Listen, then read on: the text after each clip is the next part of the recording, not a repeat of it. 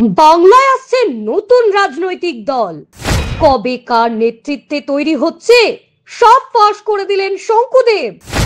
বিগত বেশ কিছু সময় ধরে সবুজ শিবির ভাগ হয়েছে নবীন বনাম প্রবীণে। এরই মাঝে বঙ্গ রাজনীতিতে তৈরি হচ্ছে নতুন সমীকরণ। বাংলার শাসক শিবিরে যেভাবে গৃহযুদ্ধ বেঁধেছে, তাতে খুব তাড়াতাড়ি আরো এক নতুন রাজনৈতিক দল আত্মপ্রকাশ করতে চলেছে পশ্চিমবঙ্গে। সম্প্রতি এক সংবাদ মাধ্যমকে দেওয়া সাক্ষাৎকারে বিস্ফোরক দাবি করেছেন বিজেপি নেতা শঙ্কুদেব পান্ডা। সিক্রেট ফাঁস করে এদিন তিনি এও জানান, ইতিমধ্যেই নাকি নির্বাচন কমিশনেও এই নতুন দল গঠনের জন্য আবেদন করা হয়েছে। শঙ্কুদেবের কথায় খেলা শুরু হয়ে গেছে। যাকে তাড়িয়ে দিয়েছেন তাকে নিয়েই কোন দল তৈরি হয়েছে। 2026-এ বিধানসভা নির্বাচনের আগেই পশ্চিমবঙ্গে একটা অ্যাটম বোম পড়তে চলেছে। সেই অ্যাটম বোমের নাম একটা নতুন রাজনৈতিক দল। সেই রাজনৈতিক দল কোনো দল ভেঙেই তৈরি হতে চলেছে। আগামী 26শে জানুয়ারি সেই দলের উদ্বোধন হতে চলেছে, অথবা 1 জানুয়ারি তৃণমূলের জন্মদিনের দিনও উদ্বোধন হতে পারে। বিজেপি নেতার কথায় উঠে এলো রাজধানী দিল্লিতে গোপন বৈঠকের কথাও। পশ্চিমবঙ্গের এমপির বাড়িতে ইতিমধ্যেই সম্পন্ন হয়েছে সেই গোপন বৈঠক। সেখানে কলকাতা থেকে কয়েকজন গিয়েছিলেন। আগামী বছরের 26শে জানুয়ারি নইলে 1 জানুয়ারি দিনটা শুধু ফাইনাল হয়নি, এই মুহূর্তে এটা নিয়ে নাকি আলোচনা চলছে।